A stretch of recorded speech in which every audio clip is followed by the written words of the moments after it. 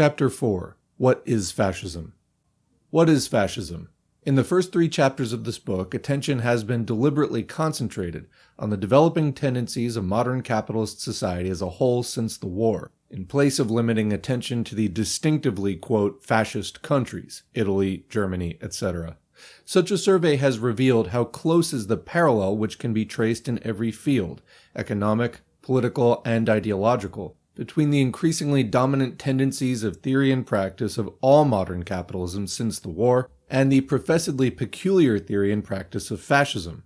Fascism, in fact, is no peculiar, independent doctrine and system arising in opposition to existing capitalist society. Fascism, on the contrary, is the most complete and consistent working out, in certain conditions of extreme decay, of the most typical tendencies and policies of modern capitalism.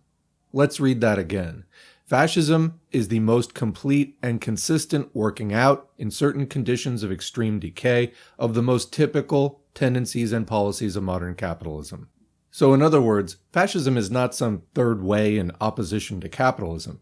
It is modern capitalism, under certain conditions of extreme decay, just basically working out the logical conclusions of what it has to do. Continuing, what are these characteristics which are common, subject to a difference in degree, to all modern capitalism and to fascism? The most outstanding of these characteristics may be summarized as follows. 1. The basic aim of the maintenance of capitalism in the face of the revolution, which the advance of the productive technique and of class antagonisms threatens. And comment if you're not clear on what Dutt means there, go back to the earlier chapters because it's covered at length. 2. The consequent intensification of the capitalist dictatorship. 3. The limitation and repression of the independent working class movement, and building up of a system of organized class cooperation. Comment, advanced capitalism, and especially fascism, really seeks to subvert the class struggle and to replace it with anything it can, and oftentimes it tries to replace it with national, ethnic, religious, or racial struggle. So within whatever the national, ethnic, religious, and/or racial group, there needs to be national unity, class collaboration. It needs to suppress the class struggle, in other words. Continuing, 4. The revolt against and increasing supersession of parliamentary democracy. 5. The extending state monopolist organization of industry and finance. 6. The closer concentration of each imperialist bloc into a single economic political unit. 7. The advance to war as the necessary accompaniment of the increasing imperialist antagonisms. All these characteristics are typical, in greater or lesser degree, of all modern capitalist states, no less than of the specifically fascist states. In this wider sense, it is possible to speak of the development toward fascism of all modern capitalist states. The examples of the Roosevelt and Brüning regimes offer particular illustrations of near-fascist or pre-fascist stages of development toward complete fascism within the shell of the old forms. Nor is it necessarily the case that the development of fascism takes the same form in detail in each country. The sum total of the policies of modern capitalism provide already in essence and in germ the sum total of the policies of fascism, but they are not yet complete fascism. The completed fascist dictatorship is still only so far realized over a limited area. What is the specific character of complete fascism? The specific character of complete fascism lies in the means adopted toward the realization of these policies, in the new social and political mechanism which is built up for their realization. This is the specific or narrower significance of fascism in the sense of the fascist movements or the completed fascist dictatorships as realized in Italy, Germany, and other countries. Fascism in this specific or narrower sense is marked by definite familiar characteristics.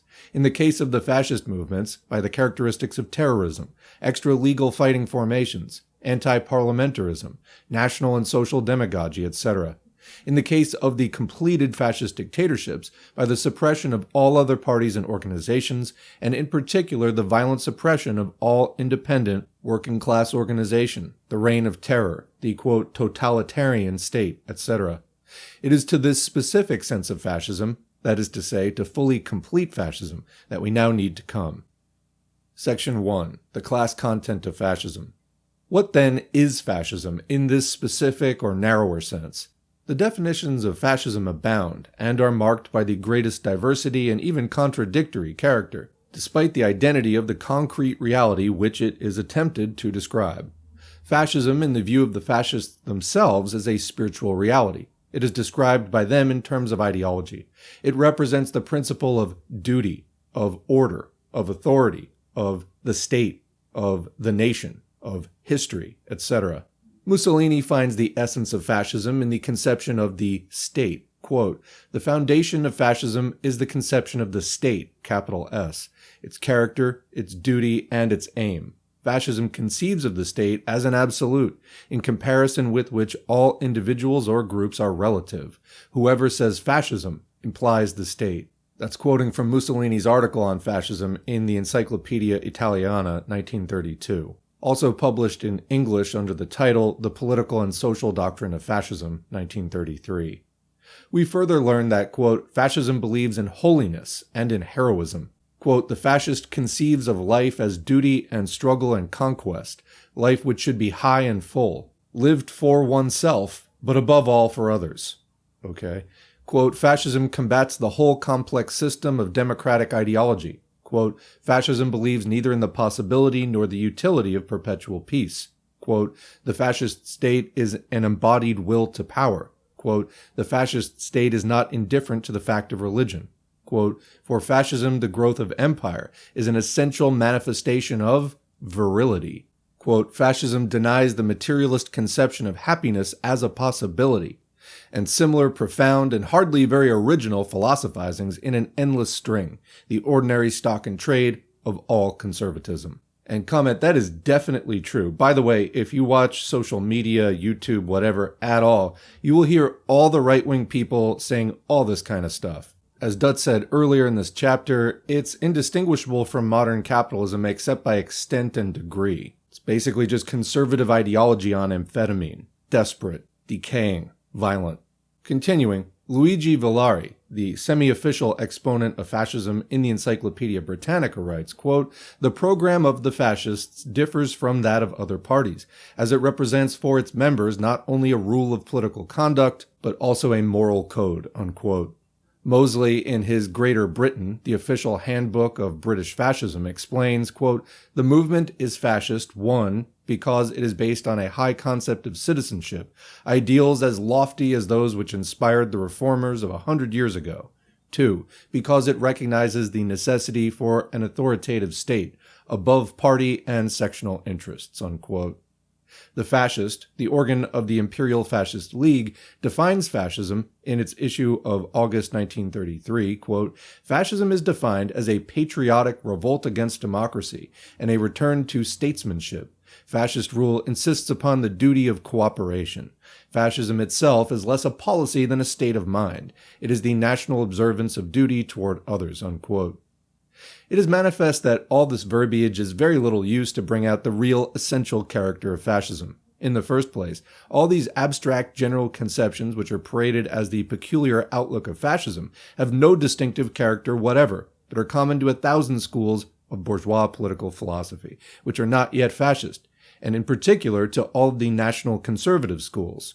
The generalizations of duty of cooperation, duty toward others, life as duty and struggle, a high conception of citizenship, the state above classes, the common interest before self, which is the motto of the German National Socialist program, are the dreary commonplaces of all bourgeois politicians and petty moralizers to cover the realities of class domination and class exploitation. The professedly distinctive philosophy of the idealization of the state as a, quote, absolute end, transcending all individuals and sections, is only the vulgarization of the whole school of Hegel and his successors, constituting the foundation of the dominant school of bourgeois political philosophy.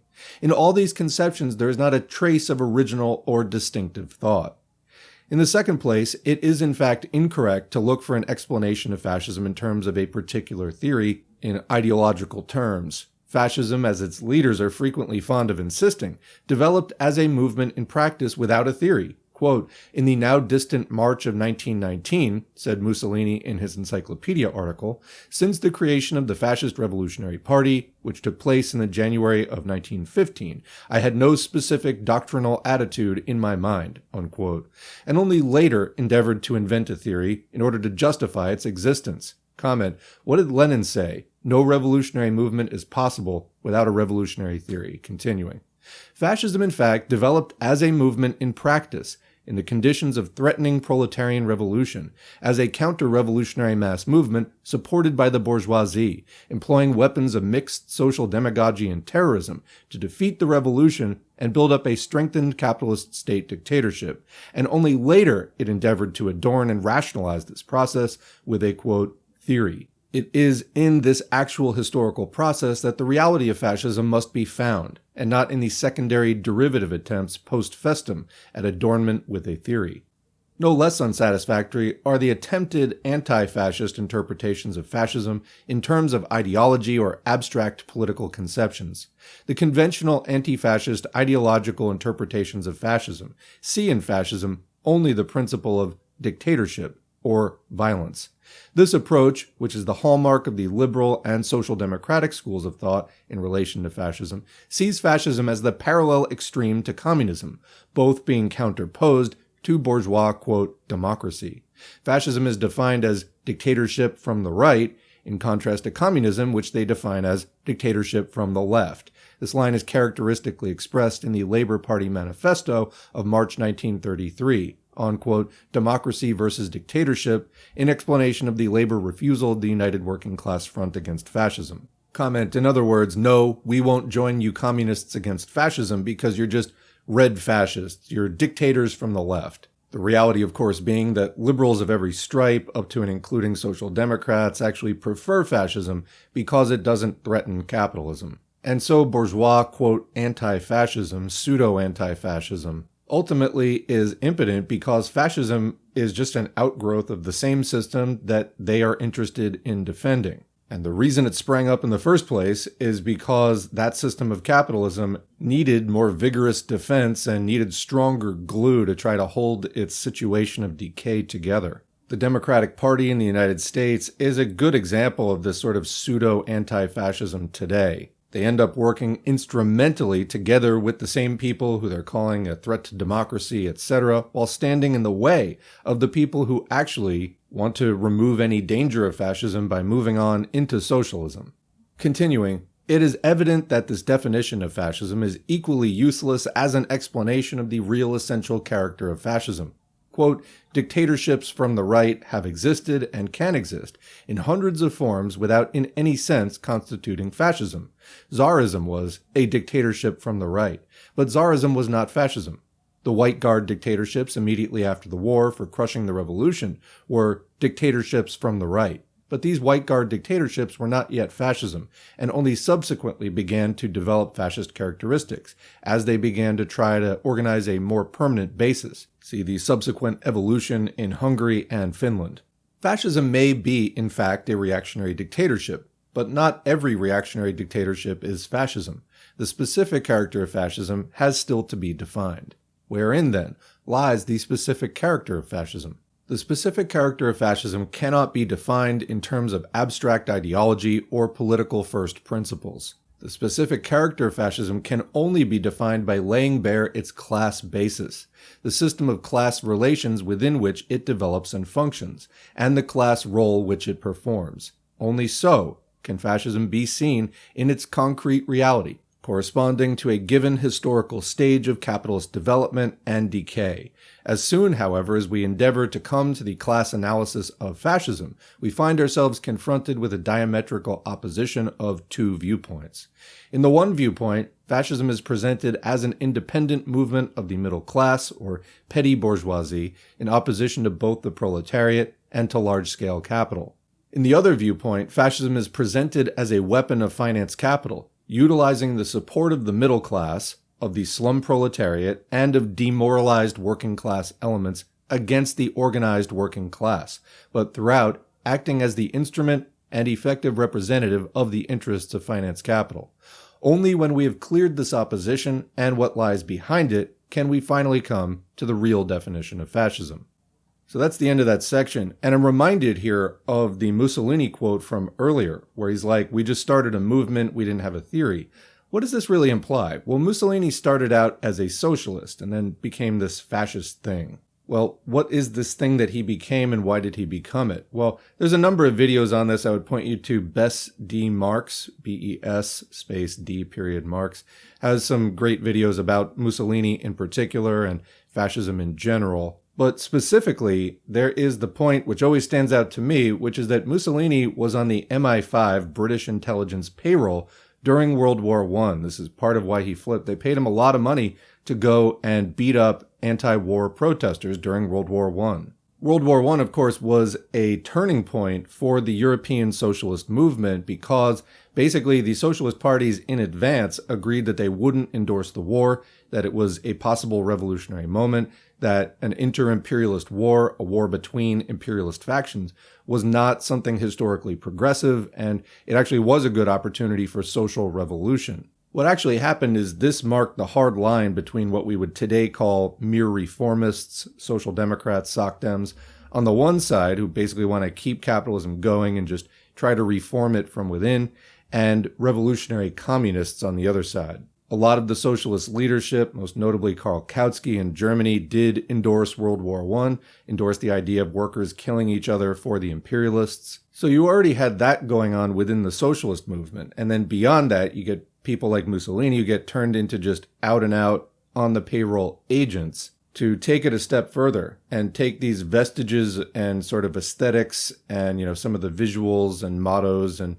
all of that kind of stuff, the dressing of a socialist movement, and then hollow it out, stuff it full of sort of just rabid national conservatism, and there you go. But in the sense of they didn't have a theory, it was basically just adapting to the situation. They could be whatever tool the big capitalists needed. That was really their job. So, any theory would really just get in the way. The only theory was just uphold capitalism at all costs, no matter how much you have to lie, mislead, etc. So in that sense, it definitely was a very practically oriented movement. And then you have point 2. Is fascism just an independent movement of the middle class, the petty bourgeoisie, the little guy trying to fight back against big capital? Or is it actually big capital creating a social movement using whatever social weapons it has at hand? For example, the middle class, the slum proletariat, and the demoralized working class elements. Basically, people from other classes who lack the class consciousness to see through this manipulation. And who is big business, large-scale capital, the 1%, etc., using them to attack? It's the organized working class. Why? Because the organized working class is the only group who can do what big capital fears, fight effectively for social revolution. It's the only group capable of leading the struggle for social revolution, which is the only way to end this entire process. And so today, in the early 21st century, the United States, for example, is basically at a century-long low in terms of the percent of the workforce which is unionized. And conversely, the petty bourgeoisie is more vicious than ever, and the slum proletariat or working class, which is basically so hopelessly intergenerationally impoverished that they basically have very little hope of getting jobs and doing the kind of self-supporting proletarian thing, which is structural. It's caused by all kinds of capital flight from the cities and so on, targeted underdevelopment of certain areas, and then of just the generally demoralized working class elements who've kind of given up on the struggle, and they're not, members of a union, even though they maybe could be, or they quit their union, etc. These elements abound and are very numerous compared to that 10% of the proletariat, which is actually unionized. And then even a lot of the unions are very tepid, not militant at all, dominated by reformist ideology and so on. So this gives, decade after decade of rule, continued rule to big capital. All right, anyway, let's go on to the next section. Section 2, Middle Class Revolution or Dictatorship of Finance Capital.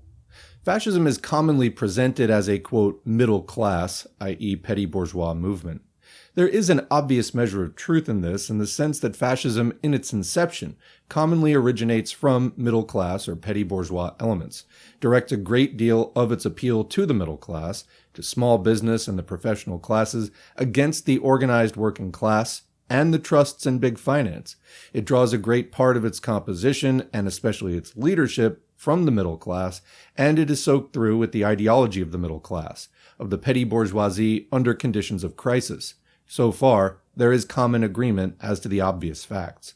But fascism is also often presented as a middle-class movement in the sense of an independent movement of the middle class, as a, quote, third party, independent of capital or labor, in opposition to both the organized working class and large-scale capital. The fascist dictatorship is accordingly presented as a conquest of power by the middle class, in opposition to both the organized working class and to the previous domination of finance capital. This conception is common in liberal and social democratic treatments of fascism. Thus, the liberal labor New Statesman and Nation wrote on October 28, 1933, quote, "The collapse of capitalism does not at all necessarily lead to the seizure of power by the proletarians, but more probably to the dictatorship of the middle class. This is surely the Achilles heel of communist theory," unquote. Brailsford, the leading theorist of English social democracy, writes, quote, "If the Marxist conception of history be sound, somewhere surely on the surface of this stricken planet, the increasing misery of the workers should have produced some aggressive stirring. That is nowhere the case." Okay. There is, however, an aggressive class which has made in one great industrial country its revolutionary stroke. The German Nazis are emphatically the party of the small middle class. This class rose and captured the machinery of the state because it was miserable and desperate. It shrank in terror from the menace of large-scale commerce, unquote. That's by Brailsford in an article, No Hands Wanted, in the New Clarion, July 8, 1933. So, according to Brailsford in 1933, nowhere on the surface of the planet has the misery of the workers produced an aggressive stirring. Okay. And again, quote, "A militant middle class with its daredevil younger generation to lead it faces the organized workers. If on both sides there is developed a distrust in parliamentary procedure and a contempt for its dilatory and irresolute ways, the issue between them can be decided only by force. The class which first decides to organize itself for this new phase will enter the contest with an overwhelming advantage," unquote. That's again Brailsford from an article, Will England Go Fascist, in the News Chronicle, November 28, 1933. The Socialist Review, in January 1929, published an article entitled The Third Nation, arguing that, quote, "the assumption at the root of all communist theory," unquote, of a basic division between the capitalists and the proletariat as the decisive issue of modern society was false. Quote, "Apart from the capitalists and the proletariat, and between them, there is a third class. Here, then, is the fundamental question for Marxists. Does this class exhibit the characteristics of a subject class about to make a bid for supremacy? A possible answer is that, in one country, Italy, they have already emerged as a revolutionary class. The fascist revolution was essentially a revolution of the third class," unquote.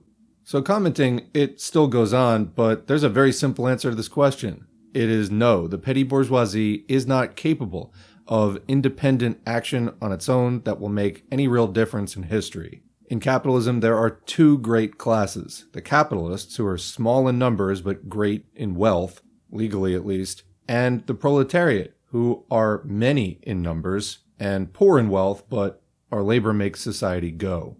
The petty bourgeoisie is neither. It neither has great numbers, nor does it have great wealth. It has some of each, but it doesn't have enough to act on its own in a historically relevant way. All it can do really is side with one of the two classes. It more often tends to side with the big bourgeoisie, but some of the lower petty bourgeoisie, who maybe have been proletarian at one time or another, and maybe has the class consciousness to see some of the historical writing on the wall, might be more inclined to side politically with the proletariat when push came to shove, although arguably this is a more rare situation. And the big bourgeoisie, the 1%, they really don't mind leading this 10% around by the nose, especially when they think that they're doing it all by themselves. Continuing. The American would-be, quote, Marxist journal, The Modern Monthly, says in an editorial on What is Fascism, quote, "The first task of the fascist dictatorship was to wrest state power from the hands of the private bankers, industrialists, and landlords who possessed it.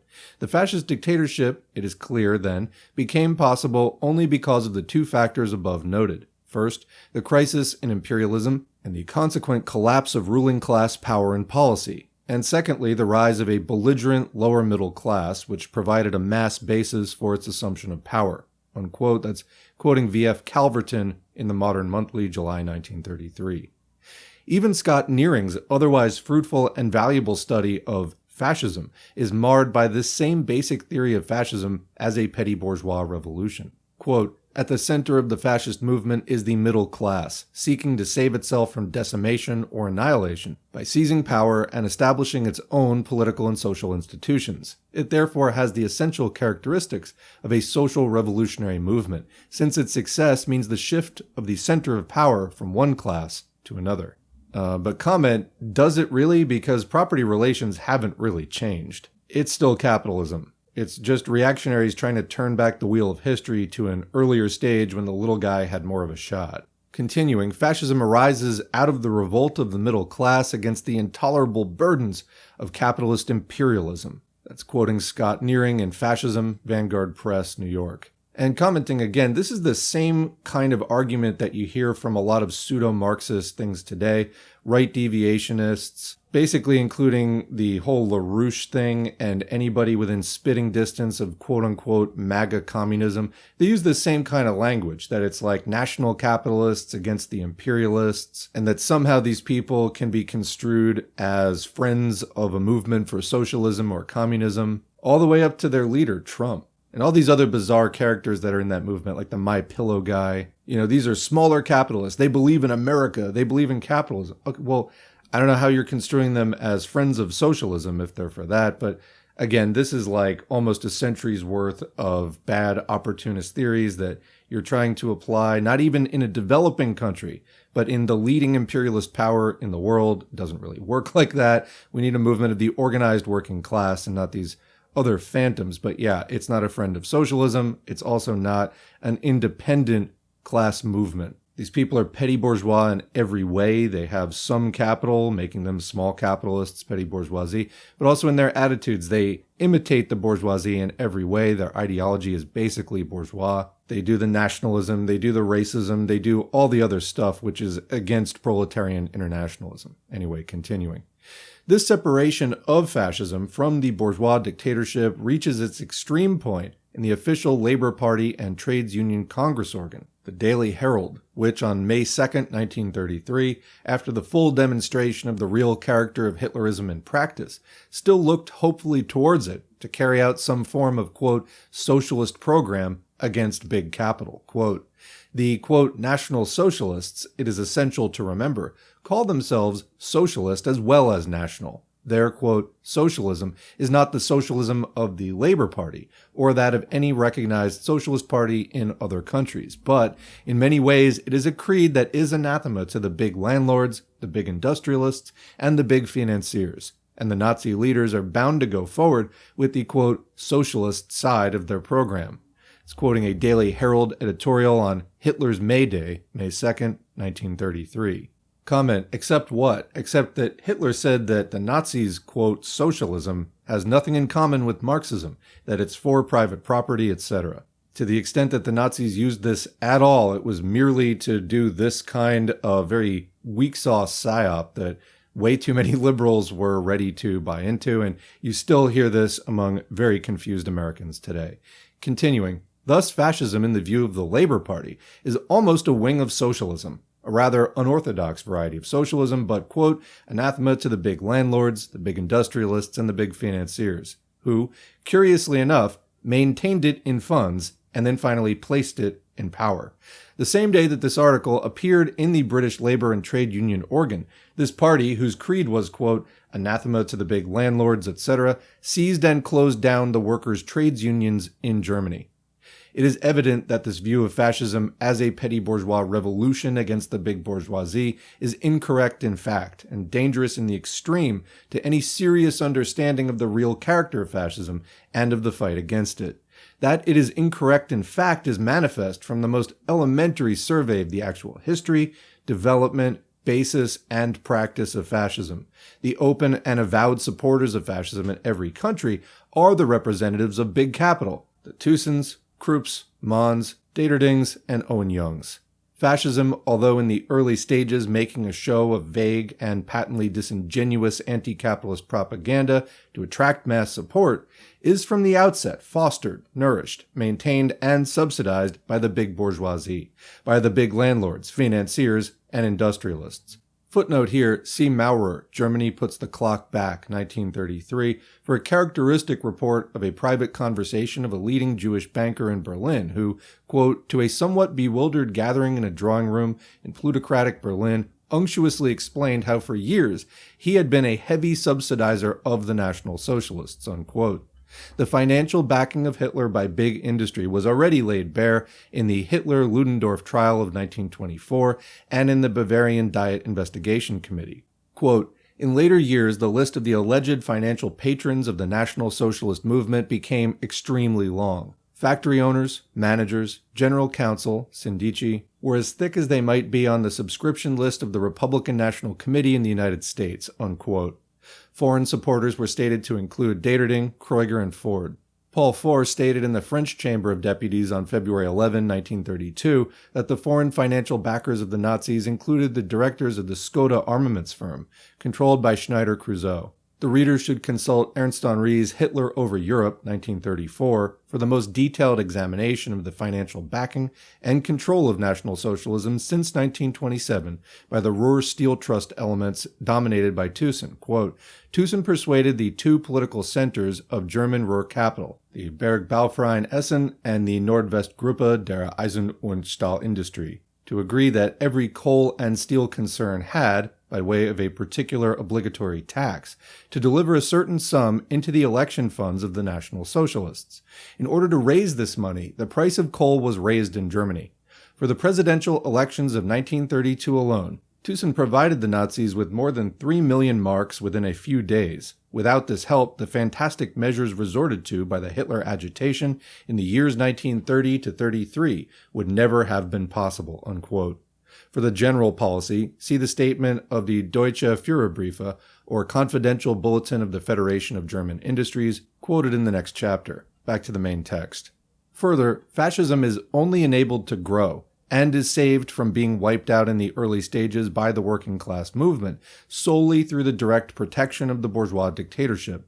Fascism is able to count on the assistance of the greater part of the state forces, of the higher army staffs, of the police authorities, and of the law courts and magistracy, who exert all their force to crush working-class opposition, while treating fascist illegality with open connivance, like the banning of the Red Front alongside the permission of the stormtroops. Footnote there, for the protection of fascism by the law courts and police, and savage vindictiveness against all working-class defense, see Maurer as already cited. For the same process in Italy, see Salvemini, The Fascist Dictatorship, Volume 1. Salvemini relates how, in 1920, the liberal Giolitti cabinet, with Bonomi, the reformist socialist, as Minister for War, quote, thought that the fascist offensive might be utilized to break the strength of the socialists and communists, and, quote, therefore allowed the chiefs of the army to equip the fascists with rifles and lorries, and authorized retired officers and officers on leave to command them, unquote.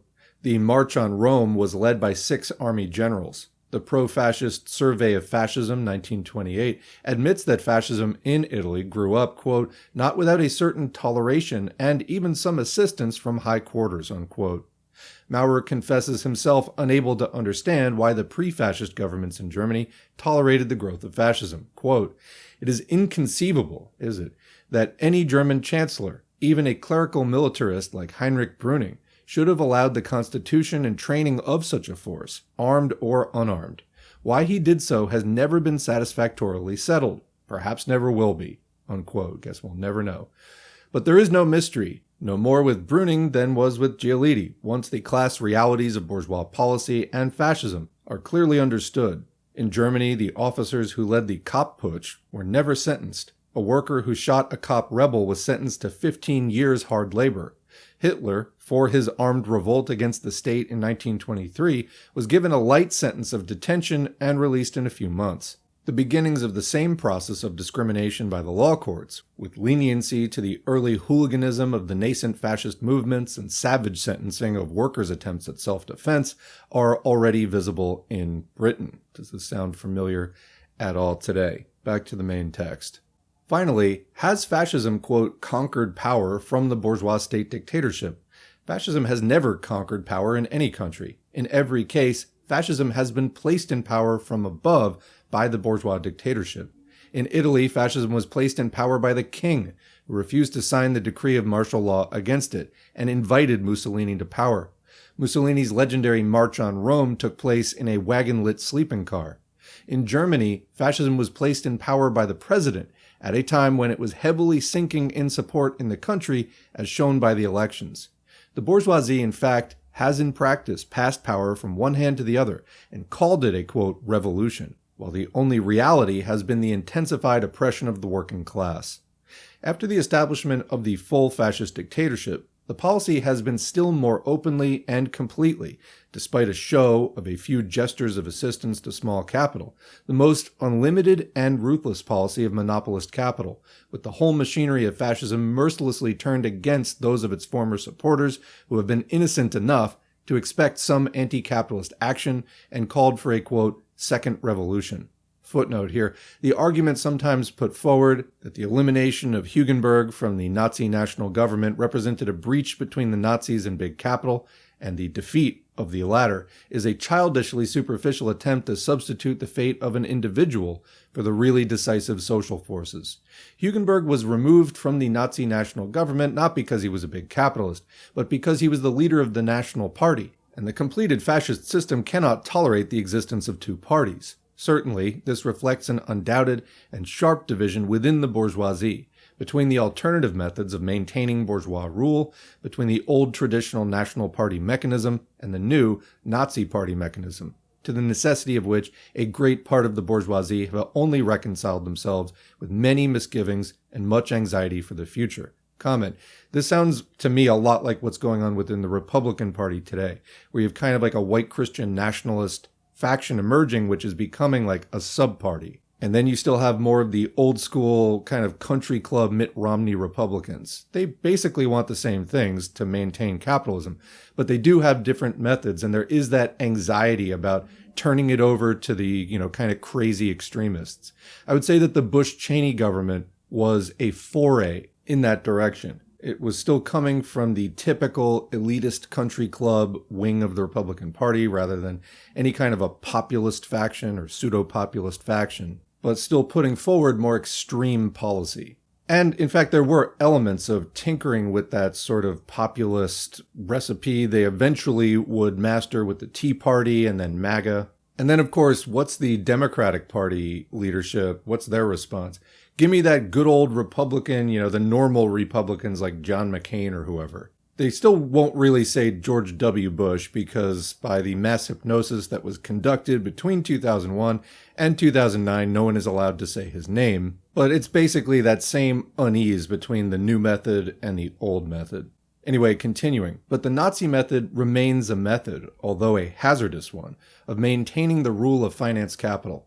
Finance capital remains supreme, as was abundantly shown by the composition of the Provisional Supreme Economic Council appointed under the aegis of the Nazi government. Its leading members included Herr Krupp von Bohlen, armaments king, private fortune, £6 million, capital represented, £15 million. Herr Fritz Thyssen, steel king, private fortune, £6 million, capital interests German Steel Trust, £140 million. Herr F.C. von Siemens, electrical king, private fortune, £6.5 million, capital represented, £12.5 million. Professor Karl Bosch, die trust millionaire, private fortune, £2 million, capital represented, £55 million. Dr. A. Fugler, German Steel Trust, private fortune, £6 million, capital represented, £40 million. Herr A. Dean, director of the Potash Syndicate, capital represented, £10 million. Herr Bockinger, director of the Maximilian Steelworks, capital £1.5 million. Also, Herr F. von Schroeder, banker, Herr A. von Fink, banker, and Herr F. Reinhardt, banker. This glittering galaxy of the leaders of German finance capital is sufficient proof of the relations of the Nazis and finance capital. Comment, again, this is like draining the swamp and then putting actually the most number of people from Goldman Sachs in the cabinet. Has this great changeover of power actually transpired? No.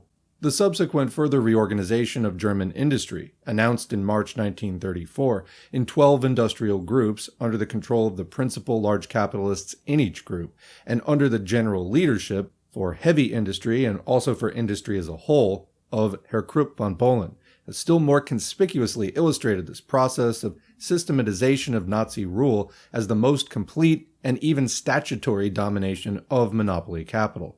Back to the main text. Fascism is, in short, a movement of mixed elements, dominantly petty bourgeois, but also slum proletarian and demoralized working class, financed and directed by finance capital, by the big industrialists, landlords, and financiers to defeat the working class revolution and smash the working class organizations. Section 3. The Middle Class and the Proletariat. This question of the role of the middle class or petty bourgeoisie in relation to the working class and to the big bourgeoisie is so important for the whole dynamic of present capitalist society and the social revolution that it deserves fuller clearing. The controversy over the role of the middle class, or many and varied intermediate strata between the bourgeoisie and the proletariat, for example, small businessmen, small and middle peasantry, handicraftsmen, independent workers, small rentiers, liberal professions, technical, managerial, and commercial employees, is no new one. In the 19th century, Marx had dealt very fully with the economic and political situation and tendencies of these elements. He had shown how these middle elements were increasingly ground between the advance of large capital and of the proletariat, with growing numbers from their ranks falling into proletarian or semi-proletarian conditions. He had shown their vacillating and unstable political role, now siding with the bourgeoisie and now with the proletariat, torn between their bourgeois prejudices, traditions, and aspirations, and the actual process of ruination and proletarization at work among them. And he had shown how the proletariat should win the alliance of the lower strata of the peasantry and urban petty bourgeoisie under its leadership in order to conquer power. In the beginning of the imperialist era, the question of the middle class was anew raised sharply to the forefront by Bernstein and the revisionists in the last years of the 19th century and the first years of the 20th. The revisionists challenged Marx's teaching of the increasing proletarization of the middle strata and consequent increasing sharpness of the issue between capitalism and the proletariat. On the contrary, they argued that the middle class was growing and pointed to the figures of income returns, property returns, and shareholding to prove the growth of the middle class. On this basis, they denied Marx's revolutionary teaching, saw instead the increasing harmony of classes and democratization of capital, and looked to the gradual peaceful advance towards socialism through capitalist reorganization, social reform, and state intervention. Comment for more on this and debunking it, see Rosa Luxemburg's Reform or Revolution, available here on the channel. Continuing. What the revisionists really represented, as is now abundantly clear, was the growth of the, quote, new middle class of salaried employees of capitalism. In fact, the process predicted by Marx was abundantly realized through the course of the 19th century. The concentration of capital went forward at an increasing pace. Large-scale capital pressed small-scale capital to the wall. The former small owners and independent workers became, as Marx said, quote, overseers and underlings. In this way, a new middle class came more and more to the front, based on the increasing disappearance of the old independent small owners. This new middle class resembled the old in its two-faced position and outlook, between the bourgeoisie and the proletariat, and its dreams of occupying a, quote, independent position above the class struggle. But it was already dependent for its livelihood on employment under large capital, and no longer primarily on its own property. Thus, the development of this new middle class was in fact a stage in the process of proletarization, in the increasing divorce of the ever-widening mass of the population from an independent property basis, and its lower strata began to draw closer to the proletariat and to the proletarian movement. These were the beginnings of middle-class trade unionism, recruiting to social democracy. The distinctive outlook of this new middle class was typically expressed in England by Fabianism and the leadership of the Independent Labour Party. Against the revisionists, the Marxists were easily able to show not only that the development of this new middle class, increasingly replacing the old, was in reality a phase of the process of proletarization, but that further economic development was in turn affecting the position of this new middle class and creating a crisis in its ranks and a new stage of proletarization. The overstocking of the professional market, the turning out from the universities and technical schools of increasing numbers beyond the possibilities of employment, and the cutting down of personnel through the further concentration of businesses, was already before the war creating a more and more sharp crisis of this new middle class. Comment already discussed in a previous chapter on mass unemployment. Continuing, this crisis of the middle class, both old and new, has been carried enormously forward in the post-war period. The operations of finance capital, inflation, currency, and exchange manipulations, share juggling, monopoly prices, and heavy taxation have played havoc with small savings and investments, and with the old stability of middle-class incomes. At the same time, unemployment and redundancy in all the professions has reached desperate heights.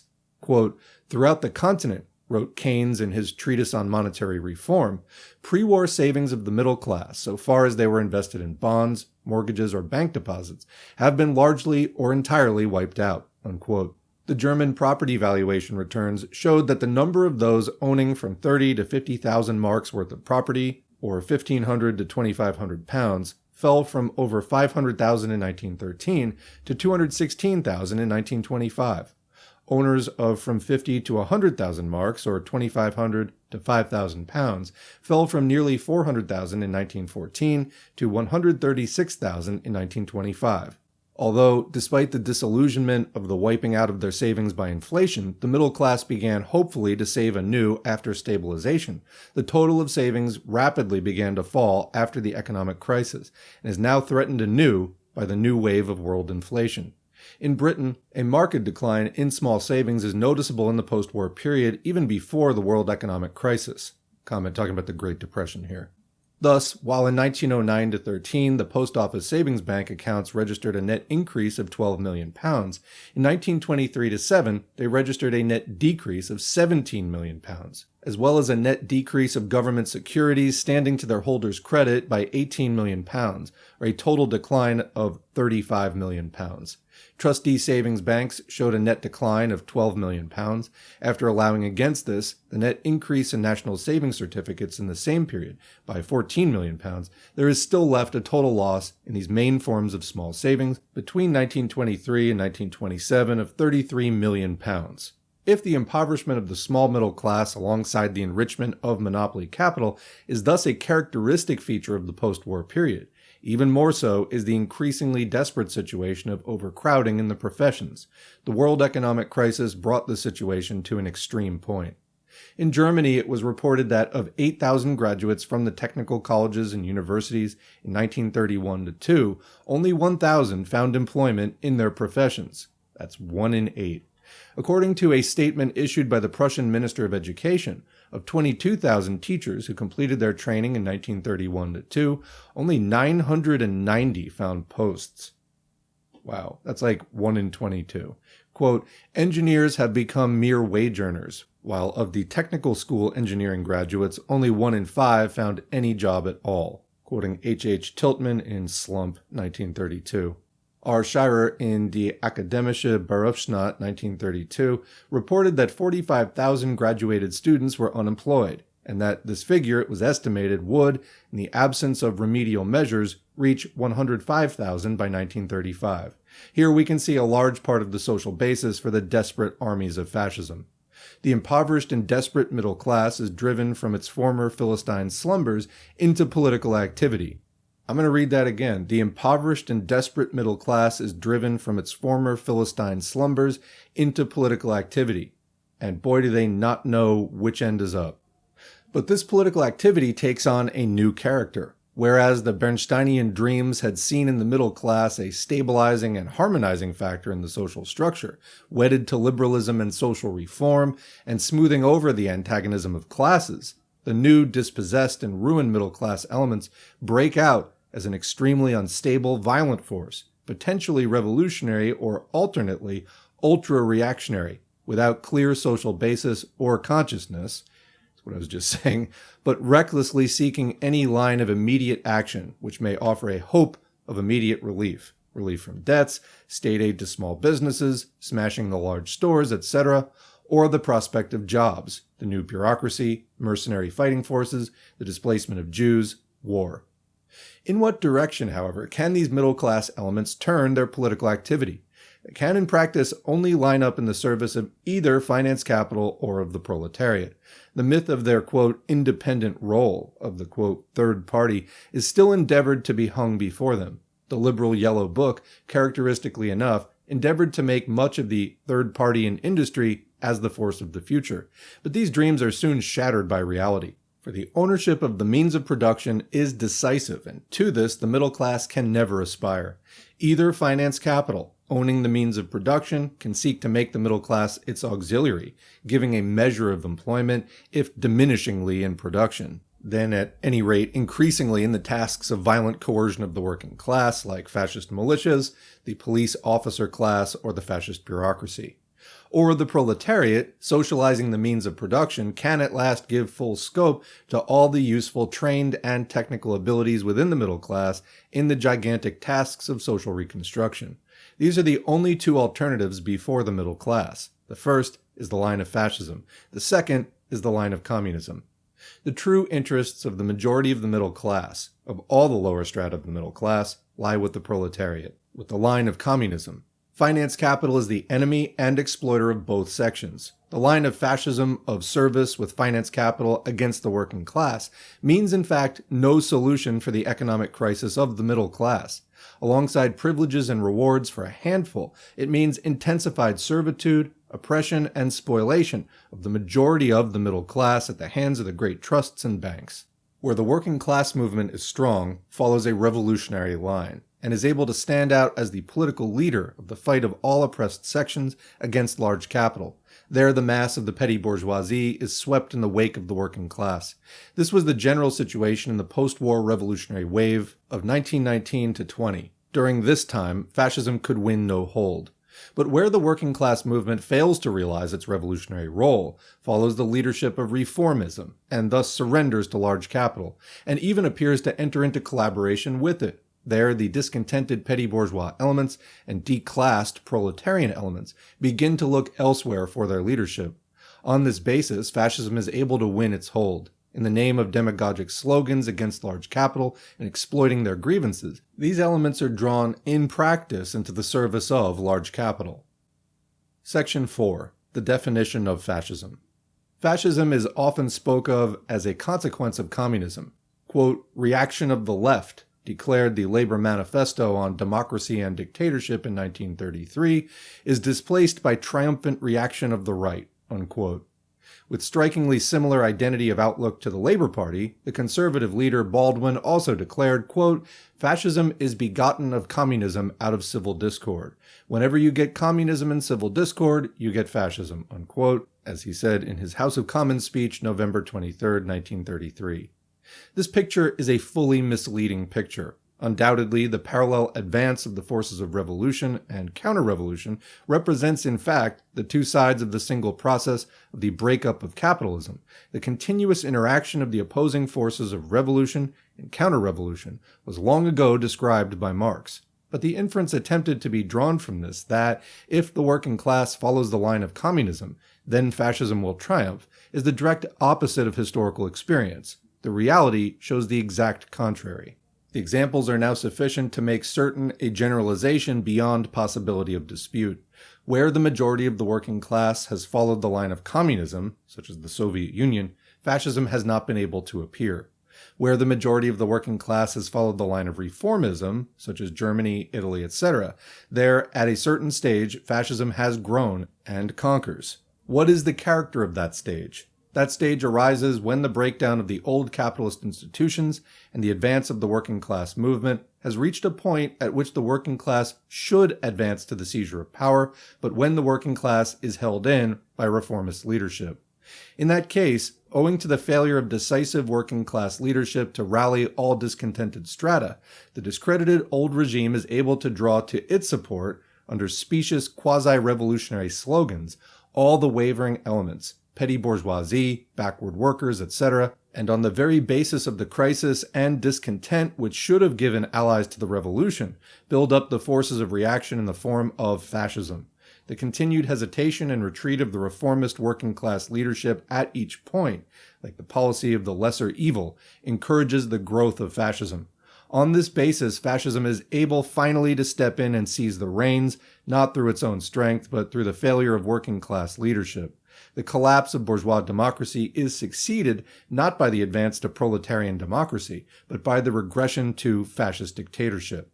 Footnote here, reference may be made to the present writer's suggested definition of the conditions of the advance to fascism, written in 1925.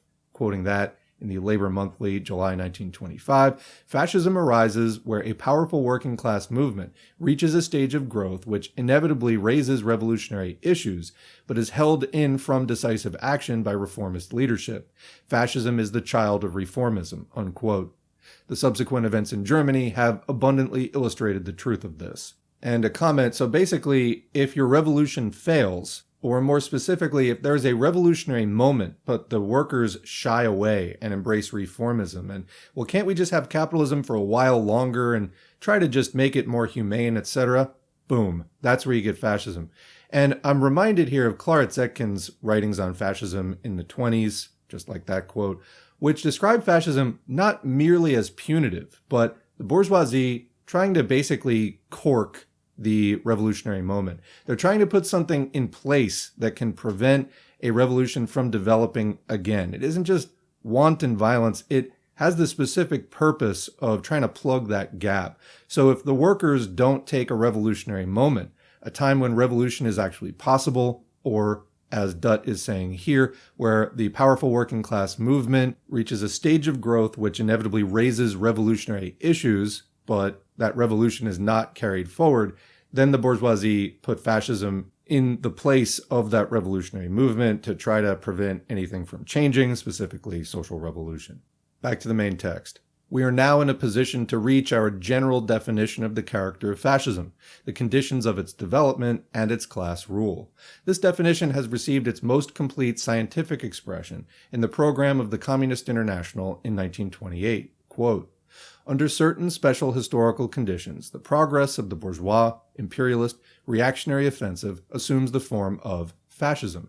These conditions are instability of capitalist relationships, the existence of considerable declassed social elements, the pauperization of broad strata of the urban petty bourgeoisie and of the intelligentsia, discontent among the rural petty bourgeoisie, and finally the constant menace of mass proletarian action.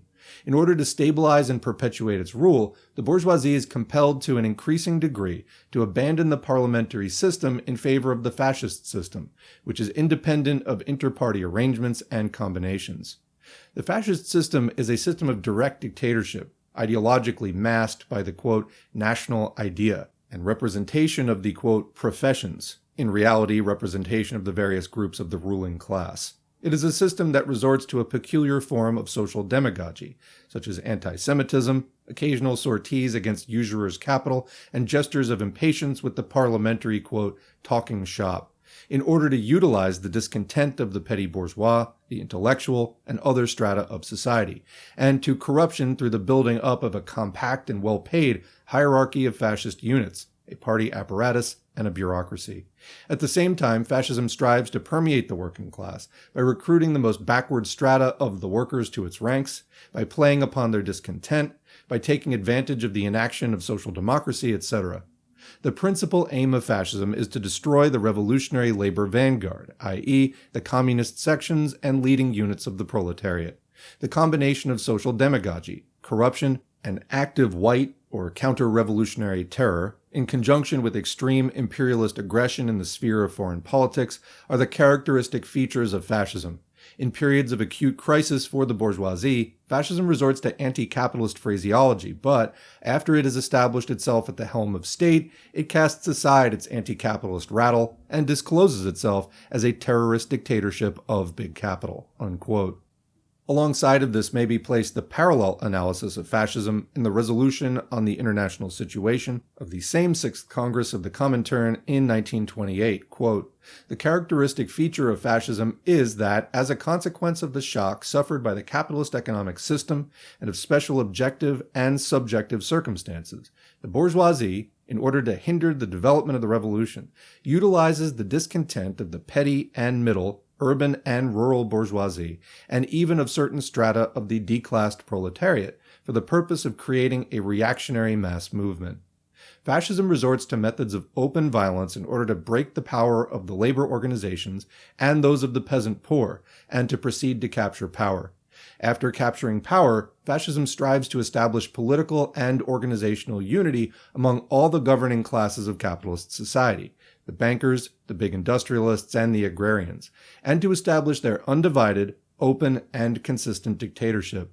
It places at the disposal of the governing classes armed forces specially trained for civil war, and establishes a new type of state, openly based on violence, coercion, and corruption, not only of the petty bourgeois strata, but even of certain elements of the working class, office employees, ex-reformist leaders who have become governmental officials, trade union officials, and officials of the fascist party, and also poor peasants and declassed proletarians recruited into the fascist militia." Unquote.